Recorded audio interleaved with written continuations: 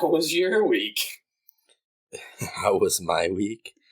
I spent this week in the hospital. Yeah. It was not fun. I mean, listen, there are certain parts about a hospital stay that are interesting. You know, it's definitely not a boring stay. Sleeping on a chair. Great. Yeah, sleeping on a recliner. I want one of those hospital recliners. I have no idea how much it would cost me to get one. I've actually reached out to one of the suppliers of medical chairs in the Buffalo area to try to source one, and just hasn't panned out. Like, they've never gotten back to me about it. I guess my individual sale of a chair is not worth it to them when compared to, like, the bulk orders that hospitals probably make. Oh, yeah. You get a nice lazy boy, though. Yeah. I could. Don't forget about the money. I just want something that's going to last forever and feel clinical, you know? Why would we ever do that, though? Well, sir, don't forget about the money. Oh, so let me tell you guys, I got a new graphics card today. Ooh. Oh, Matt actually gave it to you? Yeah? Oh, he told you about that, or did I tell you about that? One of you guys told me that, I don't know. You're going to play RuneScape so much faster now. Now I'm going to be playing Pong, Fonz. Oh, man. Ray tracing Pong?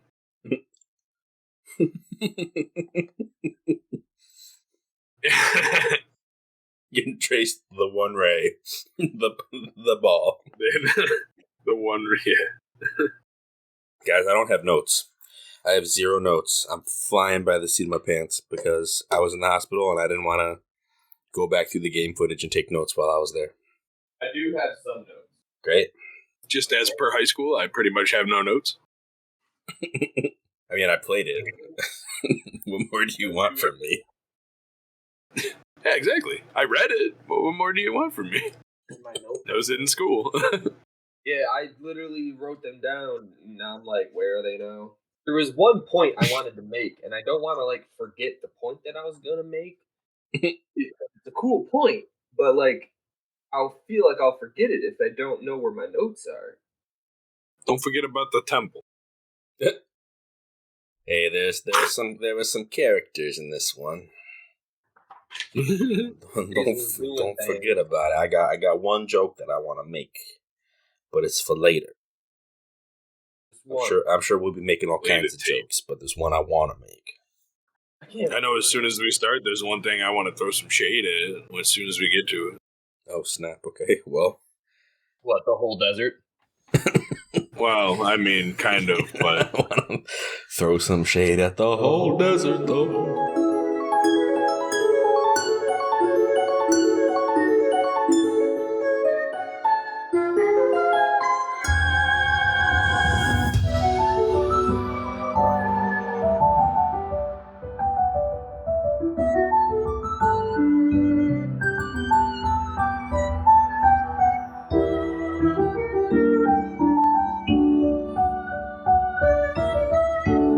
Welcome to A4NB4Y, the Legend of Zelda podcast, where we go chapter by chapter through the game. This week, you have me, Ryan Fonzie, and with me, as always, my co-hosts. I'm a whole desert. I'm the time in between 2 Reese's cups where everything is great. And I'm a whole desert. A whole desert. The whole thing. Whole thing. All right. I'm kind of like a whole dessert, so it's kind of like the same thing. One's clearly better. It's got that extra S, y'all. Yeah, it does. It's like a cherry on top. All right, so we're here, guys. We made it. We're in Lanayru, right? Like we take another flight off of Skyloft. Before we get there, I guess, is there anything else on Skyloft you guys kind of want to go over before we go to Lanayru? I mean, aside from the room where it happened, nah. Yeah, there's nobody to stop us this time and say, "Hey, new side quest, like you got to do it." Like there's none of that. You can pretty much just straight shot over it. Forget about them Skyloft people. Yeah, I mean, I like to go around and see what new items I can buy and upgrade with the stuff I have. But as soon as I'm done with that, headed right out. Yeah, I went and I was Beatles' favorite person in the world because I had that big Thrill Digger money. Thrill Digger money. Man, Eldon was our power level, and I came out with a lot of buying power in my pockets, y'all. You were like Goku in Dragon Ball Z. You just leveled up your power level right there. That was your Saiyan Saga arc. I got that Super Saiyan wallet. Is that what you're saying? Yeah. I got that Saiyan money. Oh no, not Lonely Island. So we can head out, drop down into Eldon, and end up on a big piece of machinery. Oh. It's got a few locusts stuck to it. Pretty cool. I think you start out in the mining facility, right? The mine, yeah. Yeah, it's the Lanayru mine. Which, before we got here, I didn't really know what to expect. I didn't talk to the fortune teller or anything like that. But those eyes. Maybe I did, and she was like, there's going to be electricity. Forget about that fortune teller. Bring a wooden shield. I was like, all right, cool. Good advice. Yeah. Because, we get here. There's not really anything to catch your eye too much in the first area. There is some broken down robots that are laying on the ground. And you're like, what do these do? And then you try to talk to one, and it's just dots. Yeah, some dead robos. What are we going to do? Can't do much, Nothing we can do right now. Link's not a technician. No, he's not. If you were to go and talk to, what's his name? He's named after a condor, but he's like Gondo, I think. Oh, the guy at the Skyloft, the engineer. Yeah, he's the one who does like your upgrades and stuff. Yeah. If you go talk to him at night, he actually has one of these robots in his house that he's trying to fix up that I guess like his dad left to him or something like that. Yeah, but you can't help him with it yet. So I've actually done that quest, but that's a story quest for later. Yeah, it's a quest for later, I believe. But yeah, so you just kind of walk around at this desert place. You kind of go through some caves. There's some new enemies like the yellow choo-choo that electrocutes you, the most annoying choo-choo in the world. Yeah, everything electricity in this game is just like the worst. Yep. Alright, I got something to throw some shade at right now. Oh, okay. You know what? Those giant crabs that roll around in their shell? I hate them things. Hate them? That's right. Wait, don't we have to like still work to get to those guys though? Yeah, we do. They're not a ways away. Well, he just said enemies of the desert. Oh, my bad. All right. Yeah, I was talking about the mine. Save your shade, man. Save that shade. I hate them. Let me hit them. We find those like froggies that were in the lava, only this time they're in the sand, and they're called electro-spooms. And yeah, they're still annoying. And they're worse. Mm-hmm. There's no big eyeball to crush them with this time, so you really just gotta like, if you want to kill them, you gotta like roll bombs at them. Yeah. I'm not gonna lie. At one point, I tried to like jump out at one, like do a jump and then jump strike and try to hit it. Turns out it was a really bad move because it swam backwards like 2 feet and became out of range, and then Link just basically dove into the sand and died. Yeah. Yeah. So don't do that. It doesn't work. I did that once too. I was doing it out of spite mostly. I'm not gonna lie, because I wasn't gonna. He had all of his friends with him, so it's not like I was gonna kill more than one. And I was like, I just want to see if I can, just because it'll be so satisfying. And then it did not work at all. It's pretty easy to kill them with bombs, though, either throwing or rolling them. Yeah. That works too. Yeah, so we move through some of this stuff, and we come up to a we come up to like a dead minecart, right? We move up to a minecart, and we have to move it forward because there's like a big open area with a bunch of like mechanics, and it's all sort of like washed away, taken by the desert erosion. And there's like a bluish crystal sort of in the back, and when you hit it after moving this minecart forward, it sort of does this like cutscene thing, and then all of a sudden the world just goes whoosh and changes. Yeah, it creates like a big ring around it where suddenly like you have green grass on the ground, and like flowers exist, and like anything that was in disrepair or aged or whatever, kind of it gets a newer shine to it, right? Mm-hmm. And what you learn is that these things are called time stones, right? Time crystals, time stone, one of the two. Time shift stones, I think. Time shift stones. Yes. So they do exactly what they shift the time. So basically, like, you hit it and it creates like a bubble of the past. And one of the things you'll notice is that it can bring back mine carts. But in the right areas, it'll actually also bring back to life these dead robots. The ancient robot. And that's the thing. Like, are they alive? Like, are they actually sentient? Like, I mean, they seem to be sentient, but I mean, they're like... They have a personality, so... Right. And they're, well, okay, let me just say, all the ones in this first area, their personality is trash. Like, every single one of them is just rude. Like, you go and talk to them and they're like, yeah, you shouldn't be here. Think about it like actual miners, though. Like, I'm sure miners, are rude. Like, we don't know, but... Okay, well, let's not stereotype all the miners, okay? Get out of the mines, everybody. That kind of vibe, I guess. I don't know. Maybe that's what they were going with. You see salty miner robots. This is a danger zone for professionals. You shouldn't be here. Like, it's pretty much the vibe they give off, except, they're robots, so they don't have an accent. They're very much like, this is you probably shouldn't be here. Like, it's just very straight to the point. Yep. And every time I talk to one, I just want to, like, send them back to the future where they just, don't function anymore. There's only one that I like.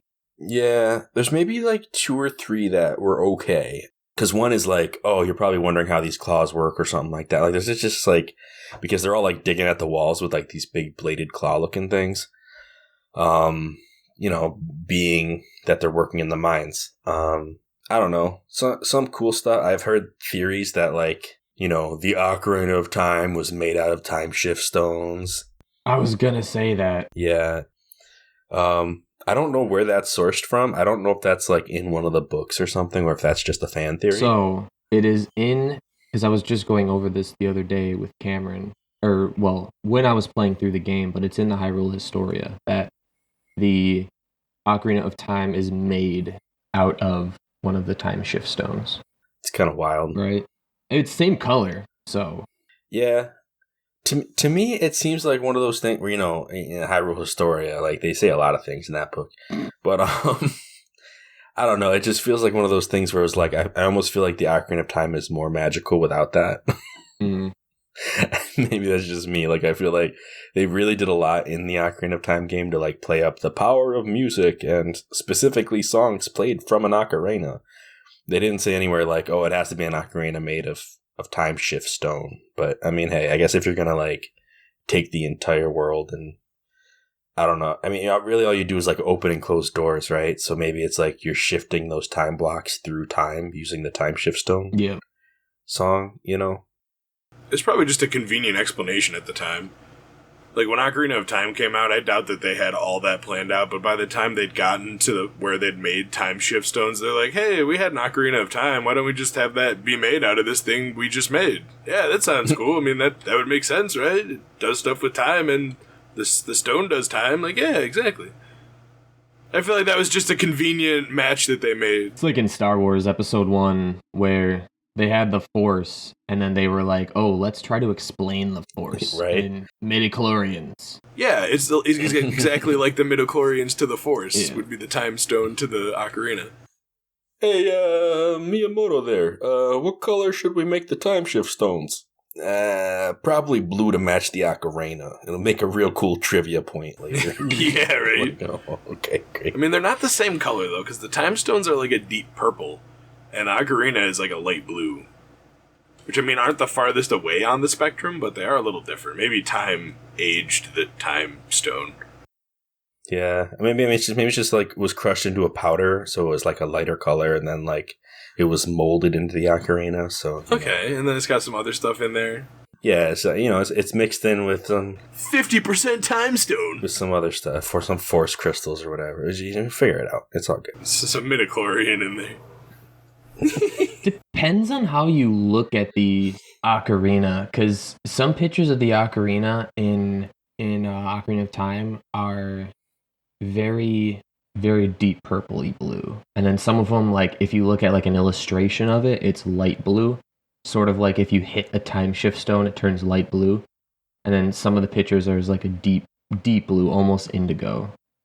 There's like not a solid color choice that the Ocarina of Time has. It's always different in like every freaking picture you look up. Make up your minds. Yeah, it's an iridescent, like, it's a quantum blue color. It changes. Yeah, between every lighting makes it look different. Every concept art has a different shade for whatever reason. Yeah, it's weird. You got to remember the little golden ring around the top though that has the Triforce in it. That's the real important part.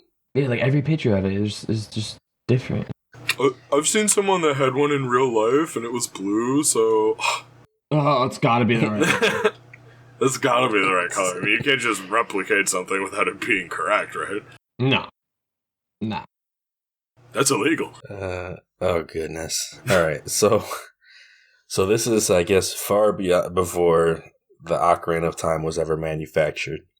But I guess there's a lot of time shift stones, so you'd think that maybe some of that material went into some other stuff, but maybe not. Maybe just all of them were lost except for the ones that went into the Ocarina. Exactly. But I mean, it also kind of reasons that you could have more than one Ocarina of Time. So, I mean... Or just more instruments of time. There could be an entire orchestra and band of time. Yeah, we have the trumpet of time, the trombone of time. We have the wind, the conductor's baton from Wind Waker. That could be made out of... Legend of Zelda, bassoon of time. Listen to my treble of time. In every parallel universe, it's a different instrument. There's the flute in the original Zelda. Yeah? Oh yeah, that is true. That flute's pretty cool. Speaking of the original Zelda, I just beat that for the first time. Yeah. I think we're getting way off topic. We are. I probably never will. It's good. I'd recommend it. So we walked through this mine, and we find some Lanayru ants. We find some ancient flowers, bunch of new stuff. We go through a giant sand chasm pit with sandy waterfalls and bunch more spumes and platforms to run on with stamina fruits and work with time crystals. I got stuck in this place, man. Oh no. They're just trying to get us accustomed to the desert mechanics and not make it too hard yet. Yeah, so there's this one part where you need to bowl a bomb. Oh yeah, across the sand. Like all the way down a hallway, like you're actually in a bowling alley. And I didn't realize that was the puzzle that they had set up. So there might have even been like a Deku or something down there. I don't remember, but whatever it was completely clear.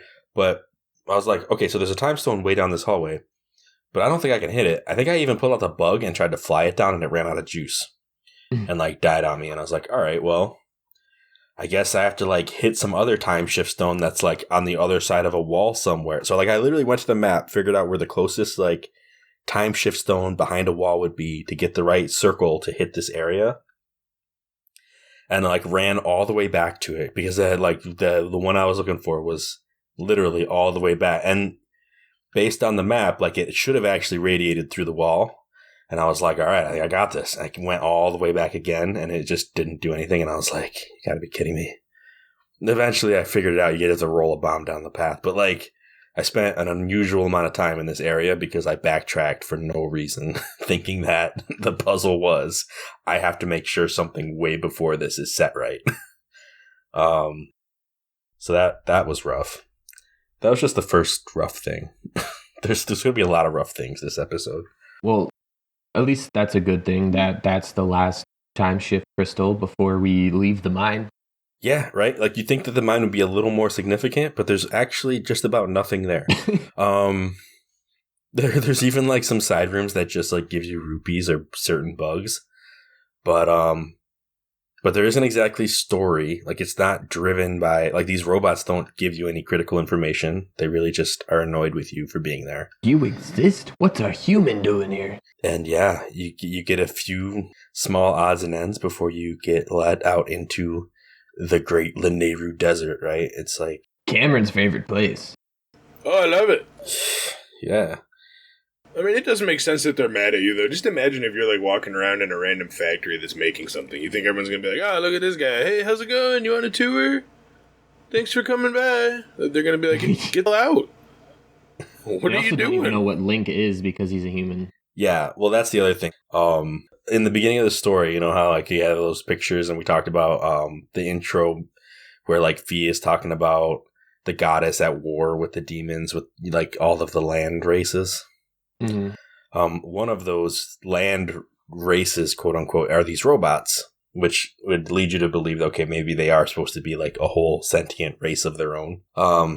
Which is kind of contradictory to what we think of robots typically. Like, they're not exactly something that, you know, say, holds an actual career or, like, I don't know, has a family.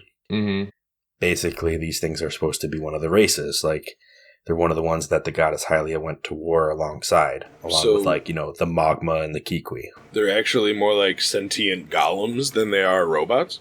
I guess so. They have like a life force energy, I guess. Albeit it's like electricity.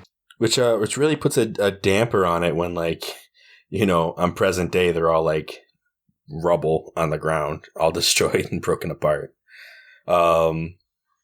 Because there aren't, at least for the time being, there aren't any modern day robots, I guess. I don't even know what they're actually called. They're like, they have codes like LS133 something or other. Like, I don't know what the actual name of the name of the species is. I just think they're called ancient robots. That's their name of their species. Well, that just makes it even more confusing. Then let's nickname them Anchos. They do have names, a few of them, but Yeah. Angels. Anchos. Yeah. Sounds like anchovies. Well, you don't want them on your pizza, my guy. No, I definitely don't. Definitely don't. All right, I'm sure we'll come up with names, but for now, we'll call them Anchos. We're moving on to the desert now, past the Anchos. So we get to my Can I sling my shade now, my Can guy? I say how much my favorite place is? Throw it's my your shade. favorite place. So we got a bunch of shade shade. built up from the Anchos. Now we got to let it in loose my on something. favorite place. These crabs in their shells, even after I learned how to deal with them and moved on, I came back to this place like 2 or 3 weeks later and was trying to hunt for some tumbleweeds and found myself forgetting how to deal with them and having them kick my butt all over again until I remembered. Yeah, so there's these wheel form hermit crabs that like to get in their shell and like roll out at you. With electricity all around them. Roll up. Right, as if like the move wasn't good enough. Yeah, you want to know how punny their name is? Like, how punny is their name? Ampulus. What? Ampulus. Ampulus? Yeah. Like amp, but ampulus. Yeah. Haha, so punny. So punny. They don't make music, though. You're saying Eula. Ampula, as in like amp sculptula kind of deal? No, like ampulus. Okay. Ampulus. All right, well, Yep. they're hermit crabs.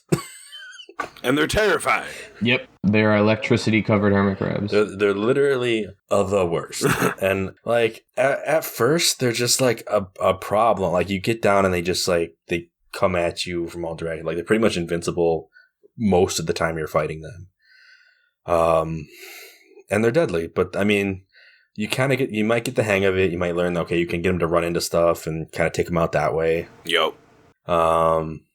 Yeah. I think the strategy to them is just run up behind them and then start slashing at their face. They can't do anything. Okay. If you can find a way to just Works run for up me every behind them time. like it ain't no thing, I mean, then yeah, I guess go ahead and do that. As soon as I get within like a radius of them, they start rolling at me no matter where they're looking. Oh, they shouldn't do that. Well, I am playing on the newer game. Maybe they changed it. Yeah, maybe that's why. Because I just run up right behind them and start busting away at their face with the goddess sword. With the goddess tornado. Right. Well, if you don't have a cracked game like Anthony, I'm just cracked. I'm too cracked to Skyward Sword. then yeah, you might want to just have them run into something. Oh wait, we're playing Skyward Sword? I was playing Flyward Sword. What? The knockoff, no. Oh goodness. So we make our way through here until we come up to and like literally, I mean, like I don't love to like minimize things, but there is so much in this desert that is just big empty space with one enemy, and that's what you're dealing with. That make our way through here is exactly what we're doing. Like it's not. This part is a trudge. So this part is it's a march. It's a time sink. Like if it's literally sands of time. Like you just get lost in the everything. It's so bad. Anyway, That is true. so we make our way through until we come up to a caged Aincho. And there's like a caged time stone, and there's even like some areas with like the little like skeletons on the ground. So there's something else here. I think if I remember right, like you have to end up like tossing a bomb into the cage with the time stone. And what happens is the whole area comes back to life, and you have your Aincho who comes back, and you end up with a Bokoblin who comes back as well. But he's not your standard Bokoblin. Technoblin. This dude, if I remember right, like is this the first one we get with electricity? Yeah, it's the Technoblin, man. Yeah, Technoblin. It's straight up like Bill Noblin, the Tech Bokoblin. Like he's so bad. he's like, he's got a radiator sword on his carrying his own electricity. He's got like this like it's like straight up like right out of like the No More Heroes game. Like he's got this arc sword that arc reactor sword that he stole Tony Stark's stuff. That is like wired to his belt or something, and when he lights it up, like the reflection shows in his lab goggles. Like this dude is like, I expect him to be like, I've come from the future, tell me what Wakanda is. it's such a good design. What gets me is like, so you're saying what you're throwing at me, Nintendo, is that these dudes was smart at some time. These red guys, right, that were just like tribal cavemen, was smart at some time. That's what you was either they were smart or they were very well equipped by somebody. Because like, I don't know, man. I mean, these dudes are like, honestly, of all the things that we face in the desert, like I kind of wish that like everywhere on social media, my profile picture was one of these guys, because they're just like, they're that cool. I'm like, I'm gonna, you have to go through, you have to kill them all, but like, you know, you see when you're like, wow, like that's a really cool design. I mean, like the way that the goggles light up, even when he like turns on his sword and everything and comes at you, I'm like, you, sir, are a legend. Like, I'm so sorry you existed however many years ago these time shift stones go. But yeah, no, they had some beast equipment. They're so good. I love them. Could you imagine what it's like from their perspective with Link? They're just like chilling in their own time, and all of a sudden, like this little area pops up, and there's just a green guy standing there with a sword. You're like, what? Right? Like, what? And then he like turns and hits it like something that you don't even see. It just disappears. Like, wait, Ted, get over here. It's just, right? I mean, yeah, it's kind of funny to think of how that works. I think I was in the mine still, and there was a time shift stone that was still active, and I hit it, and I had a yellow chew coming at me from the past side, and he gets into the bubble of the past. Sorry, the future side, and he gets into the bubble of the past and then just died. Simultaneously, I had gotten a Technoblin to the outside of the past bubble, and when he walked outside of that past bubble, he just turned into bone. Yeah, I watched that happen too. Hard. Yeah, I did the same thing. It just falls because he gets out there and just like turns back into a skeleton, right? Like it's just like he just becomes that pile of bones that he was before. So it's weird. Is it like, did he actually die, or is he still in the past? Like, where'd he go? Right? Like it's like the only like, okay, so if you kill them, they turn into purple skull smoke, just like every other Bokoblin. But if they are able to, I guess, live out their life and have a natural death, I guess, then they become a skeleton on the ground. I don't know. It's very, very strange. And it's also funny that as soon as they walk out of that circle, they never move from that spot for the rest of their existence. Yeah, that's the other.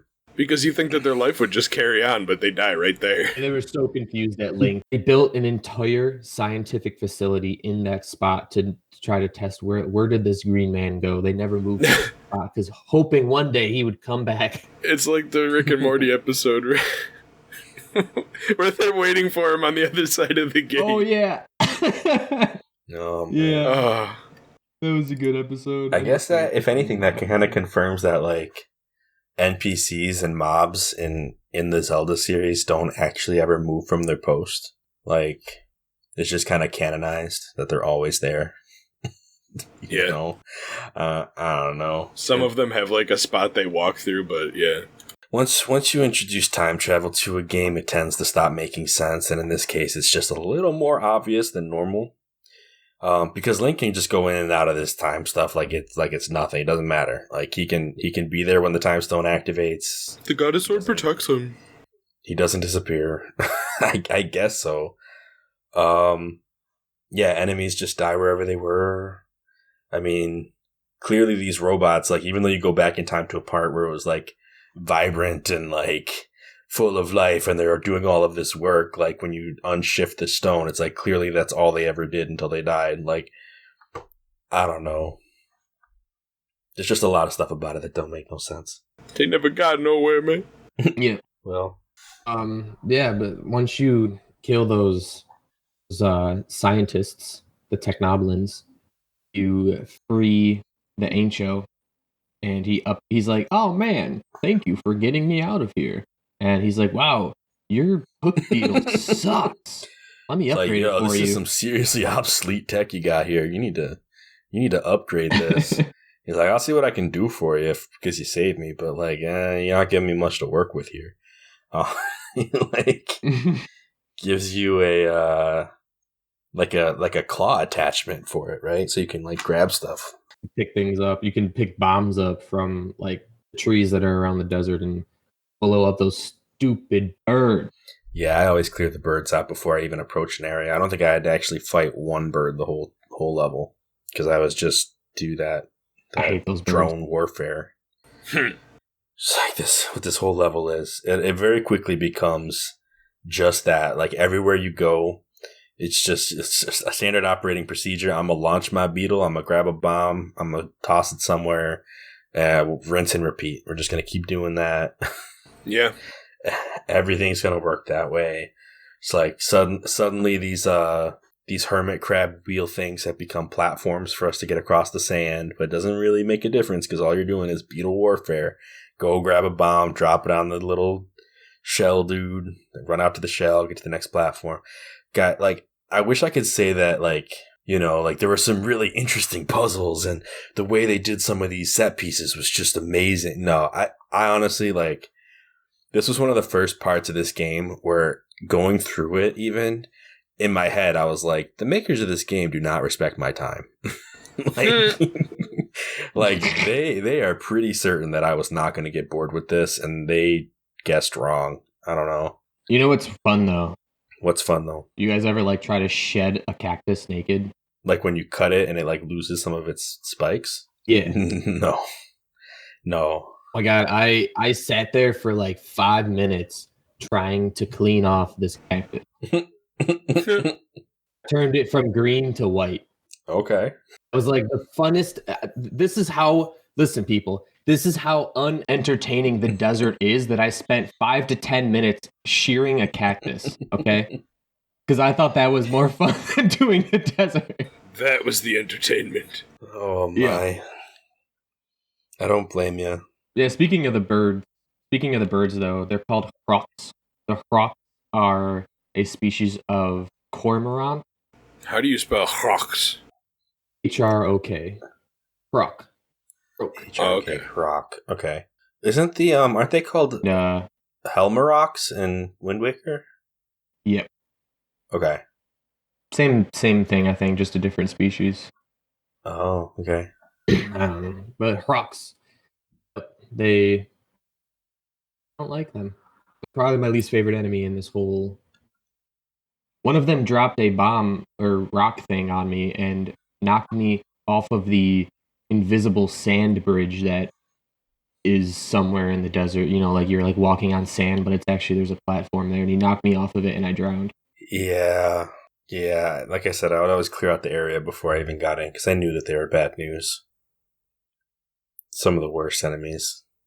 I pretty much just kept moving, and they didn't keep up. I killed a couple, but I usually just ran past them and ignored them. Gotcha. They only had so much of a range around where they like sat to get after you. Actually, I'm sorry. They're not my least favorite enemy in this whole desert. There's one more that's even worse for me. Okay, I'm sure we'll get to it, right? We haven't seen it yet. Yep. No. All right. Cool. So we make it through a series of these platform puzzles until we come up to it's like a canyon area. Like we basically go through a little cave and we come out on the other side and it's just this big, like, there's plateau platforms everywhere. Broken down desert tree. Yeah. There's a broken down desert tree. There's like a few mine carts and some like old rails that look like they're cut off every time they go over a gap. Like they used to have bridges, but the bridges never, like none of them lasted. They all got broken down. So you end up having to use time stones. Like I think some of them are in the carts. Some of them are just kind of off on platforms. I think the trick of the stones is that only one can be activated at a time, right? Isn't that? Yeah, this area peeved me like no other.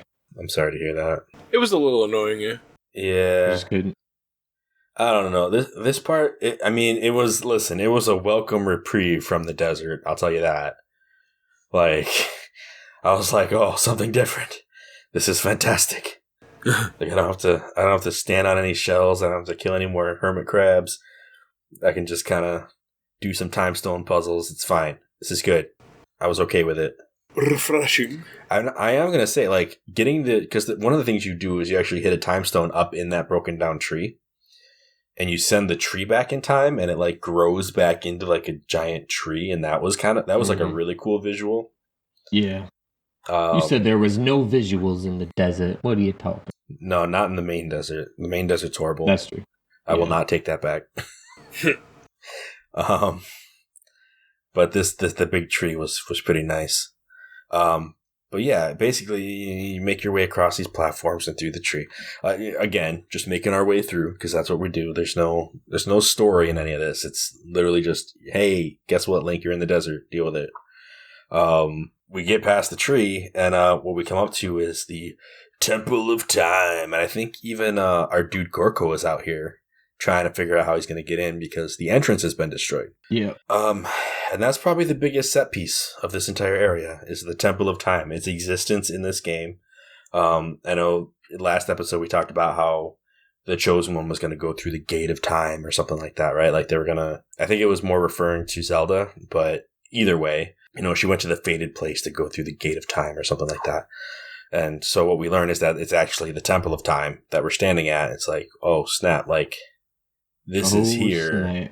In one of the weirdest locations ever. Like, there have been, other games have creatively moved the Temple of Time into wherever fit the story.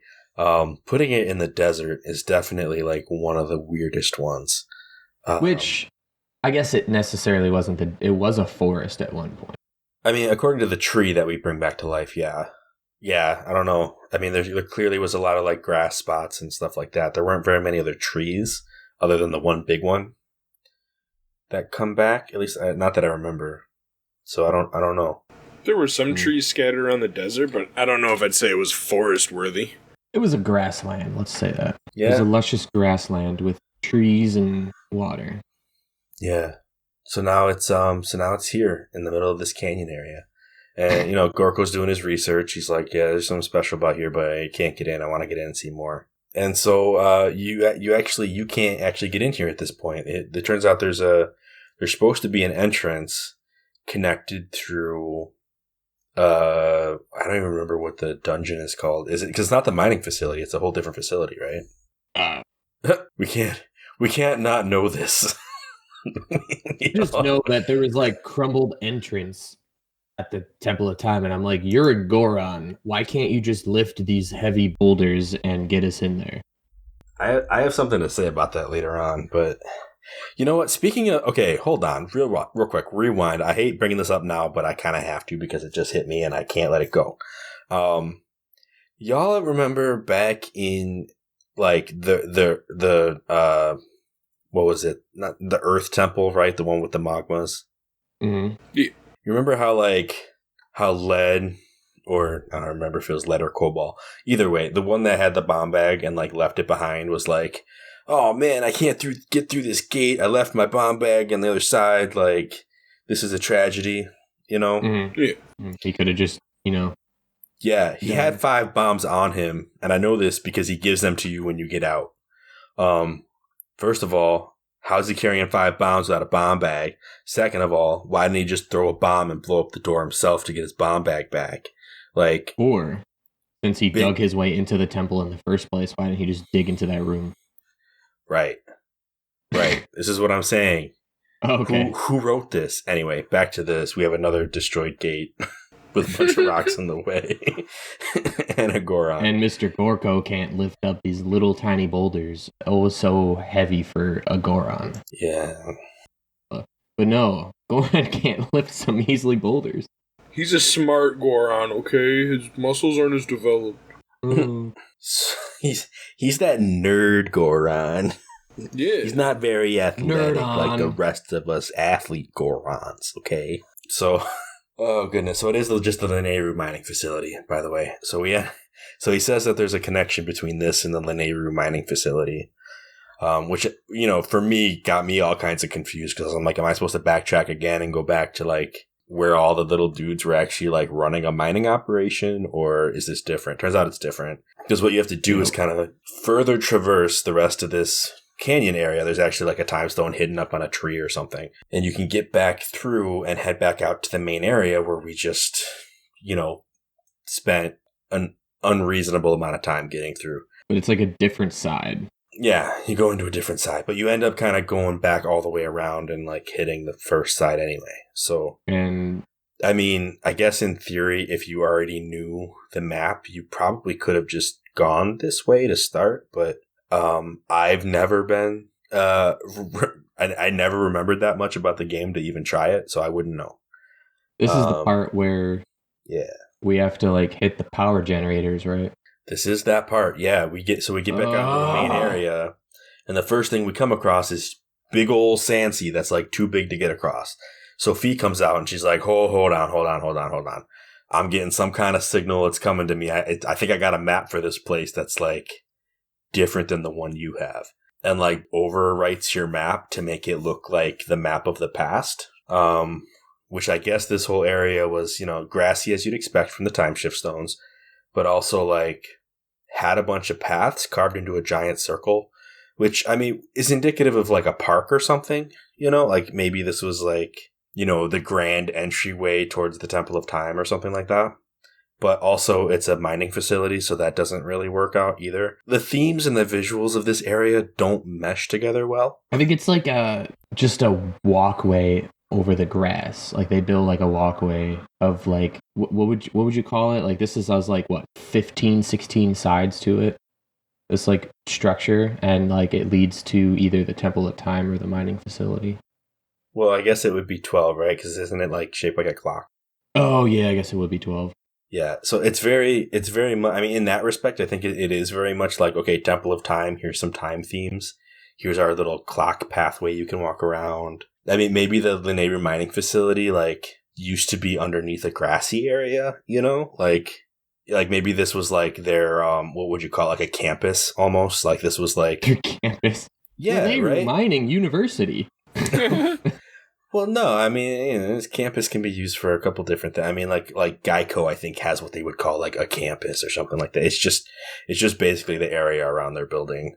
If it's done up nice and it's done up like it's a big park or whatever, then sometimes they don't refer to it that way. That's just what it says to me, is that they had some nice exterior decorating around this mine back in the day. Yeah, they did. They went above and beyond. Yeah, I guess it makes sense. I mean, I guess like they would pick up the time shift stone, they would take it over to the Temple of Time to have it refined. I don't know. Just, it's a whole different operation. Ain't nobody know. There's not enough details in this desert to even begin to suspect what would be going on here. The robots don't give you enough information. The desert doesn't give you enough information. The map doesn't give you enough information. And nobody tells you anything. Yeah, the whole like story of this area is like, hey, isn't it ironic that the advanced tech is actually ancient in this game? It's like, all right, cool. Good one. Like, yeah, we see that. What do you want me to say? Like, you did it. Good job. It's almost like as if we were going to go back in the past and like find out the Egyptians had all this crazy technology we didn't ever know about. Hoverboards? What? Right? You guys had video games too? Speaking of that, a hoverboard would make this desert a lot less painful. But that's neither here nor there. Oh god. You know what's even more painful than this desert, at least personally, is this next part. We have to turn on 3 power generators, and 2 of those power generators are in absolutely stupid rooms or stupid facilities that have my least favorite enemy and puzzles inside of them, where you have to use the time shift stone to activate it, turn it to the past, let the sand drown down, and then the ampulus that were chilling on the top turn into baby ampulus, like little larvae, and you have to carry those dingleberries all the way to the power node and then bowling ball them in. And carrying those things across that, Okay, bro, I'm gonna change your life. Don't you dare. Use the beetle. Carry them in the beetle. And they cannot shock the beetle. All right, I'm taking a leave of absence right now. I'll be gone for a little bit to suffer in my own wallowing. Because yeah, if you're just gonna try to pick one up and run it there, you're just gonna pick it up, throw it, pick it up, throw it. Like, you can't. That's a hassle. Just use the beetle, man. It was made for that job. I think this is contributing to your hate. Here's the thing. Like, I'm not going to say, like, I liked these warehouses, because that's what they are, right? Like, you walk in, it's like a big dusty warehouse. It's full of sand. Bunch of boxes. It's been infested by these sparkulas, or whatever they're called. Sparkula. And, yeah. They're called ampulate eggs. So you got to, like, run in, like, first order of business, find the time stone and hit it, you know? Like, it's the safest way to go about it. And then what you end up doing is you trade out the ampulas for Bokoblins, or whatever they're called, right? And so you have to usually fight off, like, somewhere around a half dozen Bokoblins, and then you can figure out the puzzle from there. You're kind of like moving around like old storage containers and stuff like that. It's not. Listen, it's a real weird choice for a Zelda game to have a warehouse to fight through. For that reason, like, it kind of loses points in my head, but at the same time, like, I liked it better than the desert. Like, it's really hard to not say that about anything. Like, almost everything you do in this that's not desert is at least a relief from the desert. But yeah, it is weird that 2 of them are in these warehouses, and one of them is just like behind a bomb wall. Like, just out in the open. It's like the example one that they just give you just because. And you can't use if you know the pattern of when you go to the structure in the middle, the tablet, I guess you could say, to activate the clock and move the hands where they should go, it still won't work until you have activated all 3 generators. Yeah, man. You gotta have power to it, or else it ain't gonna function. You know what I'm saying? I know. But, like, just let me skip it. I already know what it looks like. Yeah. I mean, you're not wrong. It'd be nice. Especially if you have that knowledge, just as base knowledge. Like, it's gotta be real frustrating. One hand's at 12, one hand's at 5. I think one's at 7 somewhere or 8, in there, yeah. 9, something like that. But yeah, I mean, we activate these generators, we come back, we fix the thing. Okay, so guys, this is where one of the most hand-holding parts of the game, I feel like, was. Because I walked up to this generator, and I didn't really understand the puzzle because I didn't know what I was doing yet. You stick the sword in, and then it's like, all right, now you got to turn it and, like, push forward when you think you're in the right spot. But I didn't understand if I pushed forward, was it going to, like, set the first one, or was it going to set the far back one, or something like that?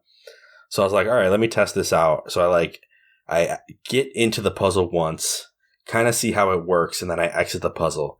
Immediately, Fee jumps out and is like, hey, did you know that this thing kind of looks like your map? And, like, pulls up the map to show me where all of the generators were. And I was like, Fee, you just ruined the whole puzzle. I didn't know that happened. I had no idea what I was doing, but that would have been really satisfying to look at the map and be like, oh, look, it looks the same as this thing. Like, but she just jumps out and hands it to you like, hey, by the way, like, you're not good at this. Here, let me do it for you. Looks like you need some help. Sometimes the eyes don't work so good, Link. Let me do this for you. You know? Hey, Link, good thing. I know an optometrist down the way. I get your eyes checked. It's like, hey, you know how this whole desert was like a big old puzzle? I'm going to go ahead and steal the finish line from you right now. Is that okay? Like, you mean the one good setup this whole area had, and you're just gonna take that from me? Okay, Fee. It's like, Fee, you know, you like ice skating, right? Yeah, you should stick to it, right? you should stick to skating. No offense, but you're kind of built into the game. You already know all this stuff. I don't need your help. Like, do you want me to grow in my wisdom, Fee? Do you want me to do? Because like we got trials. Like we gotta grow into the hero. And right now, what you're doing is you're enabling me and you're stopping my growth. You're coddling me, and I don't need that right now. What I need is to figure out this puzzle for myself, gain a little bit of wisdom, maybe a little bit of insight, maybe a little bit of problem solving skills, and then just let me do it. I'll figure it out. Or you know what? Here's the guidance sword. Fee, you want to go handle my tribulations for me? That's fine. You can play the game. You want to do this? You don't need me. You want to play the game? Yeah. Here's my Wii Motion Plus. Here's my Joy-Cons. Every time Fee pops out, she's like that friend that comes over that watches you play the game and says, "Oh no, it's fine. I'll just watch you," but then is like critiquing, like backseat gaming you the entire time. It's like, oh man, you got to do this. Oh no, you got to do that. Hey yo, watch this next part. It's really good. It's like, thanks. I wasn't gonna. You're right. Oh, it's good. I was gonna blink. I was actually gonna go get myself a snack. You want something? Pizza rolls. Ooh, I got pizza rolls in my freezer. I'm gonna make some after this. Good deal. Sorry, that was real off topic. I got so excited about pizza rolls. Because pizza rolls are more exciting than this area. Yeah. Sorry, listeners. As you can clearly tell, we all have a lot of gripes about this area. If I had to describe the desert in one word, I would call it dry. Oof. Oof. It's so bad. As dry as that pun. If I had one word to describe the desert, it would probably just be, if you can even call that a word. All right. I mean, I think is a word. All right. A lot of doom and gloom on this one. A lot of monotony that we had to go through. But you know what, guys? I got good news. It's temple time, baby. We get to go into the temple. This temple for me is outstanding. Yikes! Yikes! Oh. All right. Yep. Jeez. That's it. Well, I'm glad we found a grain of entertainment in there. Yes. Just won't stop.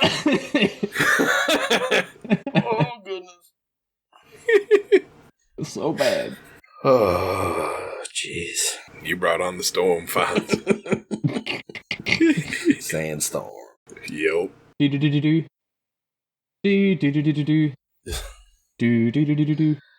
Yeah, so we enter the Lanayru mining facility proper, and y'all like bugs? Nah, man. Because they're everywhere. We got them. I like scorpions a lot. Are scorpions? The Arakas, or Arakas. Yeah, they're bad. You know what I call them? I call them baby gomas. They're squishy as all get out. I was thinking of them as face suckers. They do kind of look like that. They kind of look like the face suckers from Alien, right? Yeah, yep. Head crab zombies from Half-Life. From Half-Life. They're everywhere. They all die in one hit. This game was made for babies. Yeah. These dudes die in one hit. Easily disposable. Yeah. I honestly, I'm not gonna lie to you guys. I remember specific details of this dungeon, but if you asked me to describe them linearly, you're out of luck. I can't do that. Well, you see, the way this dungeon works... It's actually really straightforward. Is that first you have the sandy, dusty part, and then you have the high-tech conveyor part, and then you have the next sandy dusty part, and then you have another conveyor part, and then there's like a drone somewhere in there. And then you gotta do some minecart stuff, and then there's another sandy dusty part, and you're done. So like, nice. Yeah, no, I mean that's kind of. I mean, can you tell I love this? I just love this. Is the best chapter? This is the best one. No, I feel like this whole tempo was super linear because there was only ever one way for you to go. Like, as soon as you enter, there's like most of the doors are just locked or closed, and you only have like one place you can go, and then that opens one other place, and you go there, and the whole dungeon pretty much follows that. Yeah. There's only ever going to be one new area you can go to. There's never going to be two doors you have to choose from and come back. It's always just one way. Like when we had the Earth Temple, we got on the ball, and we started rolling around in the lava, and we could go any direction we wanted to off the bat just to explore a little. This place cuts that off entirely and says, you will go the way I want you to go when you get the thing that allows you to go there, and only then.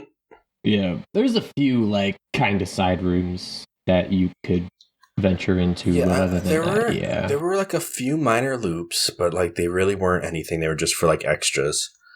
And that would be like one room. Yeah. And there was one room that we would keep coming back to, but the thing was like the big middle room. Yeah, I mean there's a big middle room, but then it was kind of cool. Like I thought I appreciated this a little bit because what you would do is you'd go into a side room, solve something or get an item or like hit a time shift stunt, whatever. You'd come back to that main room, and what you would normally have to do is actually like go back one room and go through a door that was locked there. And it kind of, I don't know, like part of me felt like, okay, I'm doubling back at least a little bit to try to figure out where to go next. Because if you just try to solve everything from that like second room out, you won't get anywhere. Like you have to take everything you get and like kind of go back to the start of the temple and start making your way back through. Which I thought was cool, but yeah, you're right. I mean, there's really not multiple ways to go. Like as long as you remember where you've already been, like there's no reason to ever go back. Yeah. There's so many like locked places from the beginning, so you have one side room you can go into. You go in there, you do everything. If there's another room after, you do that, and eventually you come back, and then something you did there or obtained there opens a new route, and you go do that, and then you come back. And it's not linear as in it's a straight hallway, but it's a linear as in you don't have many choices as long as you know where you haven't been. You kind of just go to the next one that opened, and then you'll eventually beat the temple. Yeah, there's a lot of like pattern to it. I'll tell you what.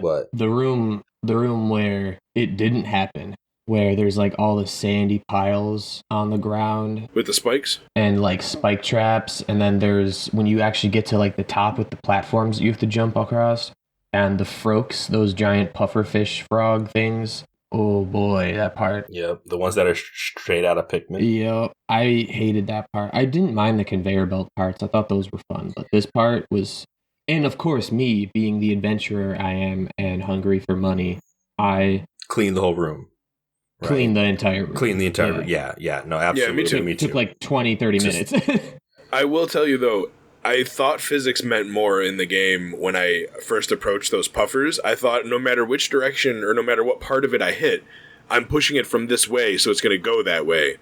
But how it actually works is if you hit the very bottom right corner of the pufferfish, it'll go to the top left. You can easily move it around from standing in front of it to any direction you want with that blowgun. So it's a lot easier than I had originally thought. I was trying to reposition myself and jump to another platform to get in the right positioning to be able to blow them into the rocks, but you don't need to do any of that. Yeah, they're silly like that. They will like move away from your airstream, but not like away from you necessarily. You get that gust bellows though. Yeah, instead of it blows them and more like hits them with the wind instead of blowing them with the wind. I'm not gonna lie, like I was a little bit like I was upset with how much they respond, because they do respond. They're one of the enemies in the game that keep coming back. It's like 10 seconds. But I was very satisfied with the way they explode when they explode. It's boom. Like that part. It was like twice a bomb. It was like a very like hearty explosion. Their derp faces. I thought that was pretty great. But yeah, no, there's a lot of... Yeah, like you get gust bellows in this room and we start playing Luigi's Mansion. Right? Yeah. You start moving stuff around, man. That gust bellows, it's basically like the bag of winds from the Odyssey, you know? Just like mechanized in a way. But yeah, it's pretty cool. It doesn't really do what the Bag of Winds does because I don't think you ever use it to move a boat or anything. But at some point, I don't even remember where. I think it's on one of the conveyor belts in this area before you get the Gust Bellows. But we find this game's version of a BMOS, which were pretty on crack. Yeah, so compared to Ocarina of Time. All through the facility, there's like time shift stones. Like they'll either shift the entire room or they'll shift like just what you need.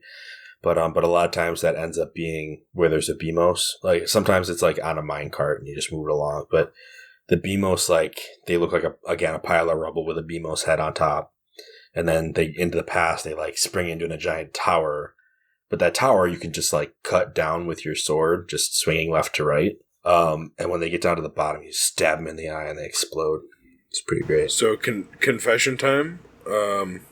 I didn't learn that until the part of the game where your minecart literally runs into one and you're forced to deal with it. So I'm just going to go ahead and put my dunce cap on because I thought they were invincible until that point, and I was forced to be like, oh, there's a line through them. I guess I can just cut right through these. And then I saw the little eye. I was like, well, that looks like a stab. Yeah. Yeah, I had a similar moment, Cam. I tried to use the slingshot in their eyeball, and then I was like, I was too a bomb at them. And yeah, I tried bombing. What's going on? And I realized, this game works off of angles. Yeah. Yep. Definitely happened. Definitely same situation. I mean, and then listen, like I played this game before. I beat this game before, which means I've killed a BMOS before. Yep. And I did not remember that was what you're supposed to do. It's like, you know, you get to the Forest Temple and you see these eyeballs and you're like, oh, let me move my sword in circles because I know this game. I've played it before. But then you just sort of try to forget everything about this desert that ever happened and forget that, oh yeah. Blocked it out of your memory. It was too traumatic. Yeah. It was. I mean, hey, I went back to that hermit crab 3 weeks later and forgot how to deal with him, so I can't exactly blame you guys for forgetting after, the better part of a decade. Yeah.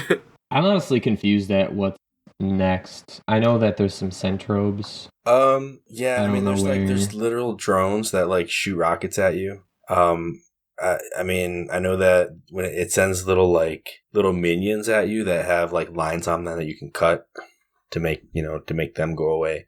But then when you cut them, then the thing shoots another rocket at you. And I think what you're supposed to do, because this is what I did and that's what worked, was shield parry the rocket, and it goes back and hits the drone. Mm-hmm. Oh, you can also just slash the rocket. That's what I was doing, just like the Ganondorf fight. Does it actually go back? Yeah, you hit it and the rocket goes back. Okay. And you can also use the Bag of Winds to blow the bombs back at him, but when they explode around him, it doesn't deal damage. But you can use the wind to blow the bombs around so they don't explode near you. I didn't actually know you could cut the little guys. Oh, yeah, no, you can. Yeah, that's what I did. I cut the little ones. The rocket, here's the thing, guy. I saw that the little dudes had one line, one vertical, one horizontal, so I was like, all right, that one's pretty obvious. I saw the rocket come out. The rocket had two lines. It literally has an X on it. It's more like a plus sign because it's straight up and vertical and horizontal. And I was like, oh, it's got the universal symbol. That means I can slash it however I want. It came at me. I slashed and I must have missed and got hit. And I was like, well, that didn't work. So then I tried shield parrying and it worked perfect. And I was like, all right, that's the move from now on. So I never tried slashing it back again. The timing I feel like is a little awkward with the slash. You have to slash a little earlier than I feel like you would in most cases because I was late a lot. Gotcha. That might have been the problem. Even when I felt like I got the timing down, I was still late here and there. So you have to do it kind of early. Okay. Yeah. Good to know. Yeah. So yeah, we get through some conveyors too. I keep bringing them up, I know, but it's you love conveyors. Yeah, it's just got spike ball traps and stamina fruits, and they always run in a pattern. So if you just remember which way to run, you can kind of run the whole treadmill and just be preemptive about it, and you'll be fine. So second confession time. I'm gonna stack my second dunce cap. The part in this temple where I got annoyed and stopped playing at 4 a.m. the one night was where I didn't realize I had to use the stamina fruit to run across those conveyors, and I couldn't figure out how to get to the other side of the room, and I stopped playing for 4 days. And then when I came back with a fresh mind, I figured that out in 30 seconds. It's oh, they give me a stamina fruit every time I need one. I saw the fruit too, but my tired brain was like, I don't know, why is that there? Okay, well, never mind. There's one conveyor belt that you can actually just skip by jumping past it. Which I felt like a genius when I saw it, and I was like, oh, I don't have to go on that. I can just jump over here, because it's like, been playing a lot of Ocarina and a little bit of Majora's Mask, and like jumping into places I'm not supposed to jump to has become like a normal thing. So I was like, I could definitely make that jump, and then I did, and I was like, yes, one less conveyor. Oh, did you guys know that the big room where you have to kind of crawl along the sand floor, and then you get to the part where you go to another room and there's like spike traps covered by sand, and you have to like figure out like where the spike traps are so you can like weasel your way through the maze. And then after that, there's the place where like Cameron was talking about, where you're like following the mine carts up and down that platform. That whole area is called the Ancient Circuit, and I never knew that. The Ancient Circuit. I guess it's sort of like a what like, you know, the Olympics of the mining facility. Well, yeah. I mean, it could be like the whole thing was supposed to resemble like one big computer circuit or something. I don't know. I didn't look at it that close. I don't know, man. One thing I remember that I thought was cool was that there was one part in the game where it wasn't very handholdy, and like you got to like this big stretch of sand that was impossible to just cross unless you look at your map and realize that once again there were paths underneath the sand. Mm-hmm. I thought that was a good moment. Like for me, like I got in, I was like, finally, some puzzle that requires me to like call back to past information, and Fee didn't come out and just tell me what to do. I'm sure if I had stepped off the platform and sunk into the sand, Fee probably would have jumped out and told me what to do, but that's not how that played out. So I was very happy when I was like, yeah, this makes sense. Like in Ocarina, we talked about how, like, you know, the third dungeon, right? Like the belly of Jabu Jabu was like the wisdom kid dungeon. And that's, I mean, in all seriousness, like they follow that formula for the start of this game. Like they don't use the color scheme. Like it's not blue. For some reason, they just went with yellow. It is what it is. Yellow is wisdomy. But like we started out with the forest, with courage. I mean, you're fighting the spiders. You're going across tightropes, which is like their replacement for like the whole jumping through a spider web thing. Like it's still fear of heights, right? Like going over a tightrope. They still have the power temple that's just explosions and fire and lava, you know? And then this one was like our wisdom dungeon because it's, you know, and it still has that same like, you have to know how electricity works and that you shouldn't use metal. There's the Ancients. Yeah. They're intelligent.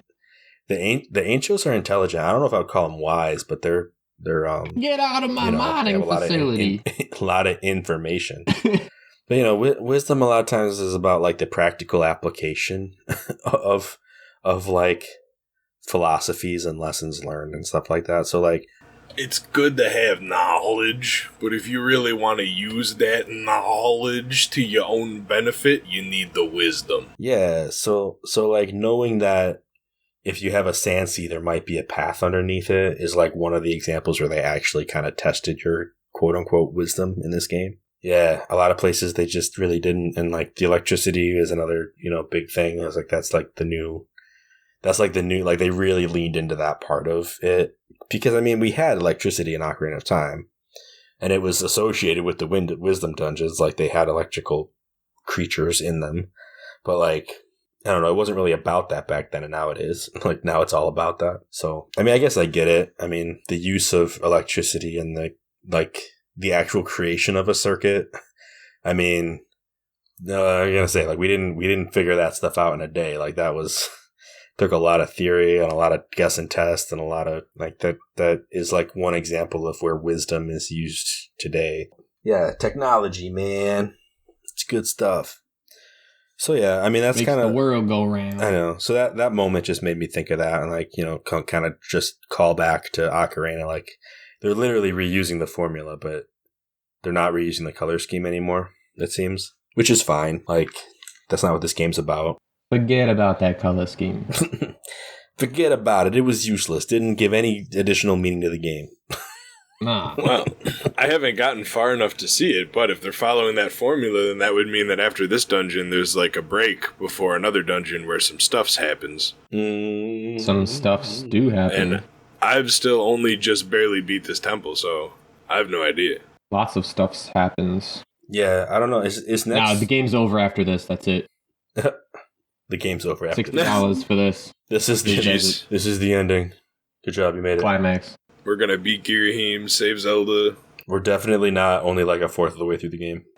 No. So we get through all the. I mean, again, we're getting through it. We get the boss key. This was the hardest one for me to figure out, but also still not bad. How'd you guys? I feel like you guys figured this one out in seconds, if I recall. How'd you like the Armos on steroids though? The Armos in this game. Yeah, Oh everything. my goodness. So I was telling Cameron about this, but let me like hash this out to you. So you know how evolution back in the day used to be scary, where we had like giant colossal penguins that were 10 feet tall. We had sloths the size of treetops.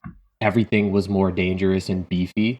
So I feel like that's kind of how the Zelda universe, they made it, because everything in the past is more beefy than in Ocarina of Time in the future. You got beefed up Armos. You have crazy Lizalfos that have metal arms. Mm-hmm. You have giant Skulltula spiders. The Beamos are just taller and their lasers are actually accurate. Yeah. Everything so far has just been evolutionary. Like you're saying, like we're in like Jurassic Zelda right now. Like this is like okay. We're in Jurassic Zelda. The Skulltulas too. The Skulltulas are terrifying. Yeah, everything's more beefy. It rings true with the Lizalfos and these Armos. The Armos and and the Deku Babas too. The Deku Babas are bigger and more ferocious. Yeah. I don't know, man. Those Babas that you come up to when you're an adult back in Kokiri Forest, man. Well, I mean, that's when the whole world is poisoned with Ganondorf's evil, and all the evil's probably, like, feeding off of that. I'm just saying, man, if you treat your Babas with love, they will grow to some pretty frightening proportions. Talk to them every day. I suppose the world in Skyward Sword is supposed to be, like, abandoned to evil while all the good people got above the clouds with the goddess. So it makes sense that these ones are also about as powered up as the ones in the future in Ocarina of Time. Mm-hmm. I could see that. And they're not that big, though. No, everything's bigger in the past, man. But their mouth is has different mutations and stuff. It's all that extra oxygen. Yeah. Or variations. Yeah. So the old what did you call them again? I always forget the name of these guys. Armos? The big old Armos. Yeah, they're jacked up. What I eventually learned was that you want to do the stab side first, but he doesn't present the stab side first, so it's kind of tricky to do it that way. Because they have they basically these big automata tiki faces that bounce around, and you have to use your gust bellows to spin a little turbine on its head, and it'll open up its mouth. And there's a crystal in there. A couple of crystals come out. Yeah, they kind of look like the time shift stones, right? Or no, they don't. They look like the little red obelisks. Yeah, they're pinkish. Yeah. To enter, all throughout the forest temple, basically, we were shooting these little obelisk things. They were blue in my game. Oh. The crystals inside of these guys were blue, while the other ones you're talking about were still red. I mean, that might have been the same in this game, too. I don't remember. But they're very reminiscent, right? Weren't they kind of the same shape? Oh, yeah. Yeah, very much so the same shape before you hit them when they're all together. Yeah. So when they open their mouth, they have two sides, and one kind of sticks out a tongue and has the crystal on it, and the other side, the crystal is kind of buried inside the mouth a little bit. And typically what he's going to do is he's going to show you the tongue one, so you can just slash it however you want, pretty much. As long as it's sort of horizontal or comes from above, you'll hit it. If you try to swing up from the bottom, I'm pretty sure your sword hits something it's not supposed to and you don't get the hit. But it's a lot easier to hit that side. What they don't tell you is that once you hit one of these crystals, he starts moving a lot faster, and he'll just dunk on you from 7 feet away, which is not convenient. So when you go to fight him, if you especially if you're trying to get a stab on him, which I'm terrible at stabbing in this game, I just am. So if I can avoid it, I usually do. what I like to do is like spin him open while he's still slow and get over and do the stab move. And then when he's fast, I can just kind of like get him to open up his mouth and hit the tongue one real easy. And that just made the whole fight a lot better rather than like hitting the side one and then like having this mad dash rushed fight of like chaos to try to get the stab off. It was so bad. But I ended up figuring out a system.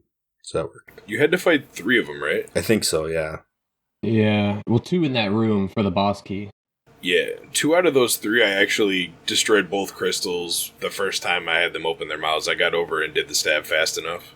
But one of them, I did miss that, and he closed right before I got the stab. And yeah, he sped up, and he was a lot tougher. So we were just talking about the key, the boss key. I actually got it super quick this time as well, where I only had to rotate it one way the first time for a second or 2, and then it just kind of lined right up. Yeah, I'm not gonna lie, I don't remember this boss key because, again, I'm like 2 dungeons in the future now, and I don't remember this one. It didn't leave an impression on me, so I'm gonna assume that I didn't struggle with it. I'll tell you what didn't leave an impression on me, though. This boss. Yeah, it was a terrible fight. This guy was a chump. Yeah, right? Is it what, the 1,000-year arachnid or something like that? Yeah, 1,000-year arachnid, moldarak. Basically, one of those little tiny baby scorpions had lived for a millennium, and if one of those little babies is said to live for a millennium, it will grow into a moldarak, which is what this is. Yeah, I mean, it's got to be like a super territorial species, right? Like, there's not even another one in this dungeon that's even close to the same size, so... Yeah, I find it weird that that's supposed to, like, the little guy is supposed to grow into the big guy, but there's no middle ones. Right. Like, even with Dodongos, we had the baby Dodongos, we had the medium Dodongos, and we had King. Yeah. Which was, like, a super, super old, ancient one. And in this, it's just either the baby or the 1,000-year one. There's, like, no 300 to 700-year one that's, like, a medium, Skulltula-sized fight. I just found that kind of weird. That's because Moldarak, he waits till they're the ripe age to fight, and then he just has death battles with them and kills them all. You think there'd be some remains though? Maybe it's like after 995 years, it just buries into the ground and molts into that thing in 5 years. So it's a baby for the entire beginning, and then just in the last 5 years, it transforms. It metamorphosizes. All the other ones are still 5 years out. Yeah. I'll be a king one day. This boss is really intimidating looking. It's almost like an enemy out of Godzilla, but not quite as big. It's like it's a big thing. What's that movie? Scares Clash you. of the Titans or something, where they had giant scorpions in it. Mm-hmm. They were like this size, but it's a very easy fight. Yeah. I think you're on this. Yeah, Clash of the that sounds right. Anyway, but yeah, giant scorpion. I mean, the thing about it is that it's so easy to fight. It is. Like the trickiest part is when it buries itself, and even that is just like you hit it with some wind and then it comes back out. But like especially phase 1, it just puts out its claw and it angles it, and you just gotta like match the angle with a swing of your sword and you win. Like that's do that 4 or 5 times for each claw, and that's end of phase 1. Yeah, and I'm not gonna lie, like I don't consider myself like an expert level player by any means, but I am pretty darn sure that I didn't even take damage in this fight.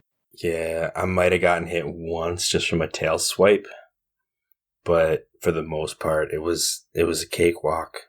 I don't know if it was supposed to happen like this, but I actually got hit probably 4 times in this fight, because after I broke one of his claws, he would put his other one out, and then he'd only leave it there for less than a full second, and he would pull it back and immediately grab me.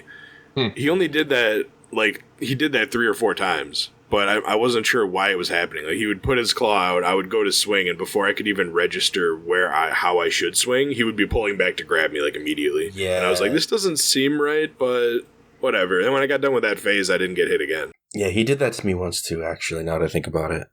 You just reminded me. I definitely got grabbed by the claw at least once. I don't even know if I remember that. I don't know why he was doing it so quick to me, but... You guys want to know a fun trivia fact about this guy? Because that's probably the only interesting thing about him. But burned. Okay. He, in the demo of the game in E3 back like a year or 2 before it came out, when they demoed this game, by like 2009 or 10, Moldarak was actually he appeared as an overworld boss in Faron Woods, not Lanayru. Wow. Interesting. Yeah. That I don't know what made the switch, but I mean, maybe it's just because I like Faron better that I kind of wish that was still the case. because I think it's a good first level boss. Plus, it gives me all the scorpions give me mad Goma vibe, like with the eyes and stuff. Yeah. So I feel like maybe they were trying to go with a Goma vibe. Yeah, right. I mean, imagine if it was swapped and like this is where we fought Girahim instead of in Faron Woods. Like that almost would have made more sense. Mm-hmm. Are we talking about in the dungeon or just like in the woods? But he said it was an overworld boss in the woods. Yeah, it's an overworld boss in the woods. What that means, I have no clue. It could have been just... I would imagine that just like while you're running around the woods, he was just there and you had the option to go and fight him or not. I kind of think that would be a good idea with how big the areas are in this game to give like a special reward, whether it be a heart piece or like an upgrade to an item you have when you beat like an overworld boss. And that is honestly the difficulty that entire temple boss felt like. It felt like an optional overworld boss with how easy it was. Yeah. Yeah, I could see that. But that'd be a cool concept. For such an annoying desert and annoying area, it is just such an anticlimactic boss. Like, imagine if in the desert there was, like, just a random really big sand pile and there was, like, a 3 times bigger than usual one of those mud frog things that jumps out and spits at you.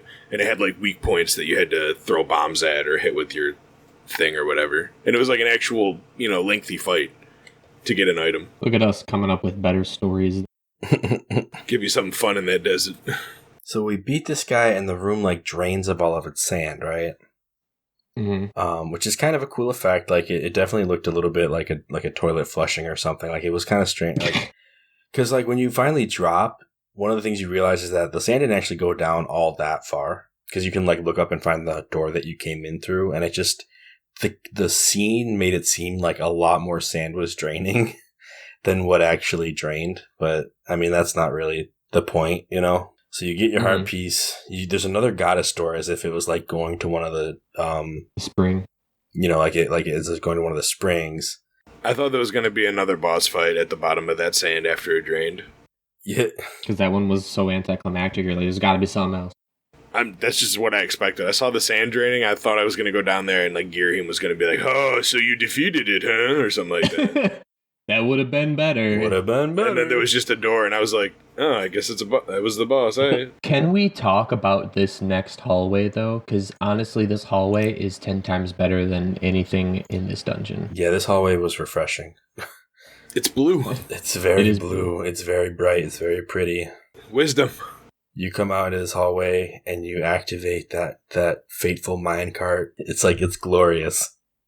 It is, and then like it brings you across while you're just like going across this giant hallway of glorious reflections. Like, right? Is it even the sun, or is it just like light LEDs shining down? In awe, it looks like LEDs. It's LED. It's the same ones that Ganondorf uses in his castle on Ocarina of Time. Yeah, wall LEDs. It looks like the Sheikah technology glowing.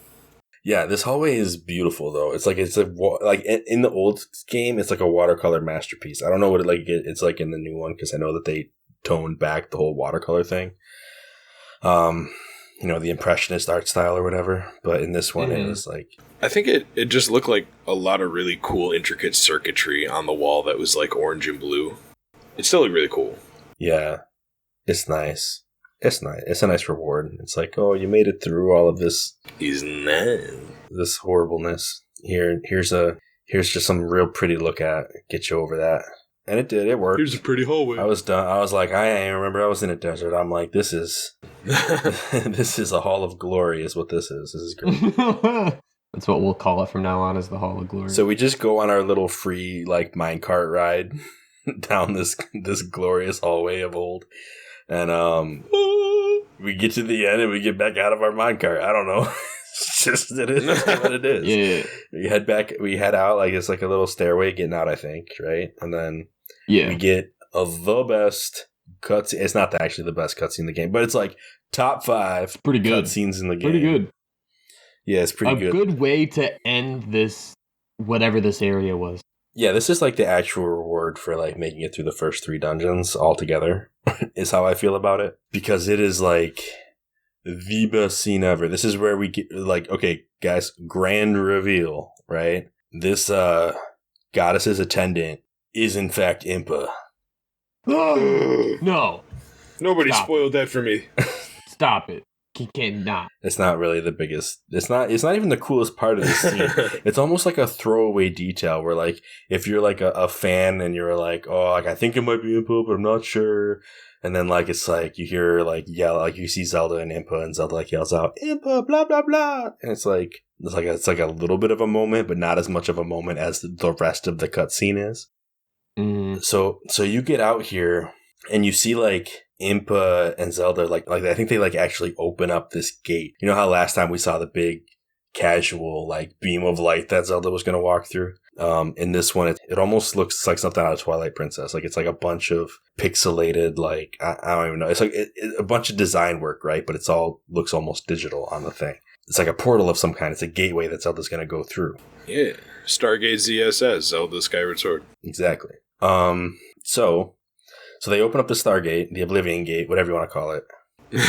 And like they're getting ready to go through, and all of a sudden that entire like pile of rubble out front, because you're stepping out into the inner parts of the Temple of Time, and it's not really like the temple; it's kind of like the courtyard of the Temple of Time. Yeah, but you're past that broken down wall that Gorko was stuck at. Yeah, you could yell over to Gorko, my man, right now. Yeah. So they're getting ready to go through this gate when all of a sudden there's a huge explosion and all of those rocks go flying out of the way. And you're kind of like, I just had to like circumvent that by going underground through the most ridiculous dungeon. And you're just going to destroy the wall. Like you could have just waited. You could have just waited for Girahim to show up because that's who it is. He's like, surprise, I'm back. Apparently, I can just clear this wall because that's in my moveset. Too strong, but not in Gorko's. And as we know, he's after the princess. So, one of the coolest. I mean, I remember Link getting knocked back by the explosion, right? Like, doesn't he kind of get stuck behind something? No, he just gets knocked down, I think. In fact, I think when Girahim comes in, he like puts up a barrier or something like that. Yeah. Girahim jumps in, he puts up like a flame wall in between him, like in between Link and him and the others. And then Impa runs up and puts up her own barrier, and then they start struggling. And then Link eventually gets his act together and jumps on over there and swings at Girahim and interrupts him as soon as, like, right as he's about to break Impa's barrier. Yeah. I mean that's kind of the showpiece, right? Is Girahim versus Impa. Yeah. Because my dude comes up with his sword, and we already know what that sword looks like when it goes to cut something, and like, you know, at least from the first time we met him, like it created a flash that like filled the whole room. Like he doesn't go light with the sword. So he comes forward like with this huge attack, and Impa just straight up is like, nah, I got this, and like does the rotation move that the you know, straight out of Naruto. Who was it? Neji does that one, right? The rotation? Yeah. Rotation! Yeah. But she was getting beaten back. Like, you know, he was shooting that magic at her, and yeah, but I mean, she was holding him up. I mean, we've never actually gotten to see Impa in actual action before. And this was like the first time that a Zelda game was like, hey, you know this really cool Sheik ninja character that you guys just, or Sheikah ninja character that you guys like kind of wish would do something because she's clearly built for it. Like, here it is. Like, yeah, she got that force field magic. Like, it's pretty much the coolest thing ever. And then you get to kind of throw what she said back at her face, which made me so happy. Right? So happy. So yeah, when Link goes up and he slashes, you get some dialogue options. And I've only ever picked one because there's 3. And one of them is like, is Zelda okay? Or something like that. And the other one was like, I don't remember what the other one was. It was sarcastic because of what she said to you. Right. And then the last one, which is one I always pick, is the Am I Late? Yeah. So good. Oh, the other one was like, take Zelda, go. Like, super story driven. Yeah, I picked that one. Zelda. I think it was protect Zelda or make sure you protect Zelda or something like that. Yeah. So basically Impa goes into the portal and takes Zelda away, but am I late? So good. Did you guys pick it? Anthony, did you pick that one? No. I picked it the first time I played through the game, but I picked the Protect Zelda one this time. I wanted to be the bigger man. I wanted her to be like, he could have just rubbed it in my face, but instead he prioritized protecting her. I made an impression. What I liked about it is because like I didn't read it as him being snarky. How I read it was like Impa like very clearly and very like directly said you were late and that was the problem. So like when you show up this time and you're actually there for the fight and you're there and you're able to actually help protect, like it almost comes across like is it a little cheeky? Sure, but like at the same time it's very much like is this better? Like have I improved, you know? Yeah, it's like I did better, admit it, kind of. She does nod. Like, look, I'm here. She does give us the nod. Yeah, if you pick it, I mean, she's not offended by it. If you pick it, she's kind of like, is that really what you're like? She kind of has this moment of like that is not what I expected you to say. Well, but then she's like, no, you were right on time. Like she's kind of like, yeah, like you did better. You did good. You know, it's cool. It's a nice little moment between you and Impa. That's kind of like you two are on the same mission and you understand that. And like you are taking her criticism seriously versus like, I mean, like, I don't know. I felt like coming in and being like, is Zelda okay? It kind of just went back to that, like Link's obsessed with Zelda and can't realize there's a bigger picture going on, you know?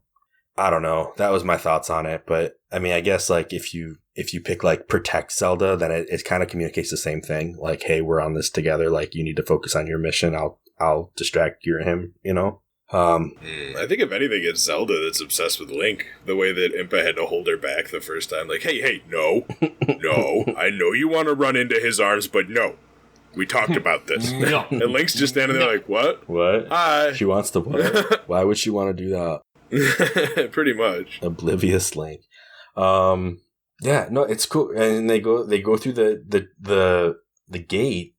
And then Impa straight up like pulls out a bomb from the Sheikah slate in Breath of the Wild and just like drops it and destroys the gate on our way out. Just blows it up. She's like, oh, by the way, this gate gonna self-destruct because I said so. It's not really self-destructive. She's the one who does it, but you know what I mean.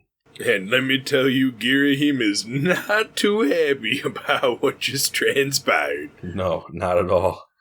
And it's funny because once again, he doesn't take it out on you. He decides he's going to go do something else. So Yeah. You don't actually have to fight him. He leaves. I don't even remember what he says to you because I was so surprised. It's like, all right, well, if I can't do this, I'm just going to go somewhere else. It's like, all right, Girahim, sure. All right, so I'm actually watching it right now because I pulled it up. So he's like, now you've done it, Lunker. I blame myself and I should have reprimanded you the last time, but I was soft.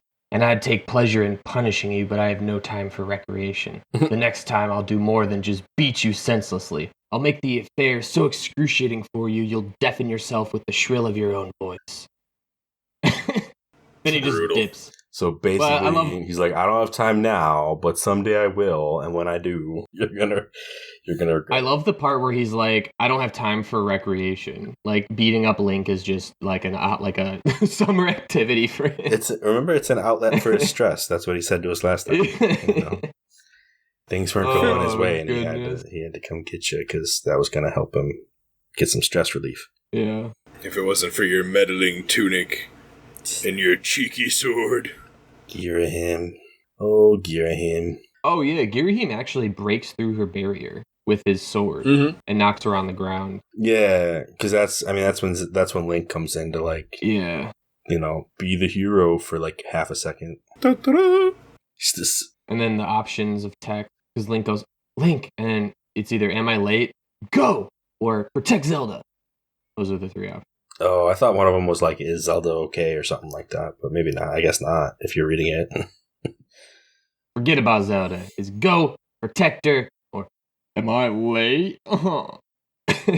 Bro, I told you how I felt about that response. Was I late this time? No, but for real, you should get out of here. That was rhetorical leave. Oh my god, real quick before we say goodbye, I kind of want to For our viewers and for you, Fonz, because I don't know if you watched the video that I had put in our A4NB4Y Discord, but I'd showed it to Cameron. But if anybody has the time, now that we're at the end of the episode, to check out Lunker on YouTube, I guarantee you should watch it because it is so much fun. The Adventures of Lunk. I haven't seen it. It's nothing weird happens or nothing bad that like our viewers wouldn't want to watch, but it's great. Yeah, it was pretty funny. Yeah, he's just a meathead. He's just lunker. I gotcha. So yeah, I think that's the end of this episode, though, guys. Yeah, I mean we got through the nasty desert, and we got through the canyon area, we got through the mining facility, we got all the way. To the we should express this in song. Girahim. Express what in song? We did it! We did it! We did it! Yeah, we went across the. Okay, I'm done. Thank goodness we did it. Thank goodness. Right, now we can get back to the real game. So yeah, everybody. Thank you all for listening. This has been A for No, B for Yes.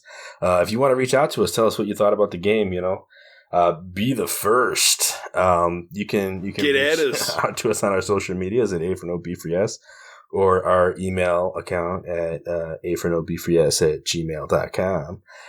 Fight me. Okay. So you can fight Cam. Let us know if you want to fight Cam.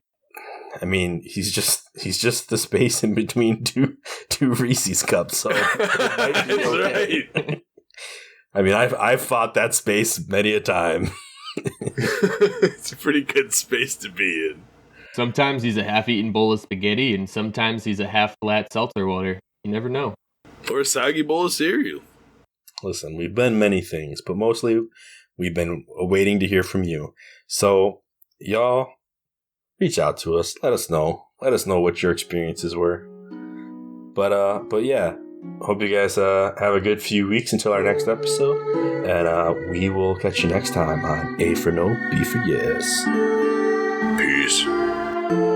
Did you get all that?